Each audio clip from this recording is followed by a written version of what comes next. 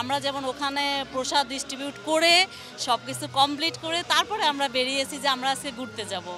ঘরে ঘরে সবার নাড়ু মুড়ি এগুলার তো আয়োজন থাকেই, লুচি এগুলোর আয়োজন থাকেই, ফ্রেন্ড আসে, সবাই আসে। গতকালকে ষষ্ঠী থেকেই পুজোর বেশ আমেজ শুরু হয়ে গেছে। গতকালকে সন্ধ্যায় এমন সময় এখানে অনেক মানুষ ছিল আর কি। আজকে অফিস ডে, তারপরে ছুটি নিয়ে পরিবারকে নিয়ে আসছি ঘুরতে।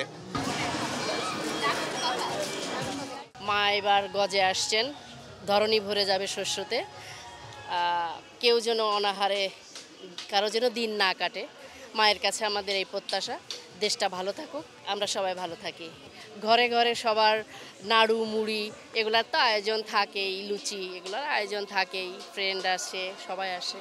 আমরা রমনা মন্দির তো দেখলামই, তারপরে ঢাকেশ্বরী মন্দিরে গিয়েছি, এখন জগন্নাথ হলে যাব, তারপরে বনানী টনানী হয়ে তারপর আমরা আবার আমাদের মন্দিরেই যাব। আপনাদের মাধ্যমে সব সনাতনীদের আমন্ত্রণ জানাইলাম আমাদের উত্তরা সার্বজনীন পূজা মন্দিরে সবাইকে আসার জন্য। পুজোয় তো যেহেতু আমরা উত্তরা সার্বজনীন পূজা কমিটিতে, ওখানে আমাদেরই পুজো হয়, তো ওখানে তো আমরা সবসময়ই থাকি, আমাদের ওখানে পুজোতে থাকি। আমরা যেমন ওখানে প্রসাদ ডিস্ট্রিবিউট করে সব কিছু কমপ্লিট করে তারপরে আমরা বেরিয়েছি যে আমরা আজকে ঘুরতে যাব।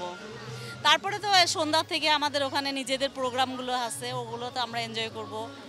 এই বয়সে এসে আমাদের ঘুরতে আসা, এটা তো একটা অন্যরকম একটা অনুভূতির ব্যাপার। আজকে অফিস ডে, তারপরে ছুটি নিয়ে পরিবারকে নিয়ে আসছি ঘুরতে।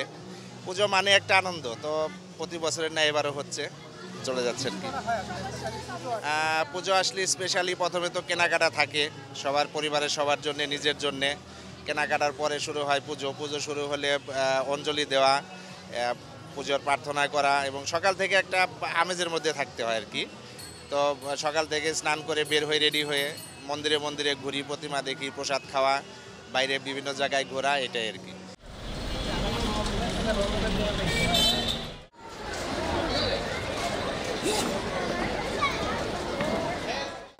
এবারের পুজো তুলনামূলক আমেজ বেশি। গতবার যেমন 5 আগস্টের পরে একটা গম্ভীরতা ছিল, এবার সেই তুলনায় আমেজটা একটু বেশি। অনেকেই পুজোয় আসতেছে। গতকালকে ষষ্ঠী থেকেই পুজোর বেশ আমেজ শুরু হয়ে গেছে। গতকালকে সন্ধ্যায় এমন সময় এখানে অনেক মানুষ ছিল আর কি।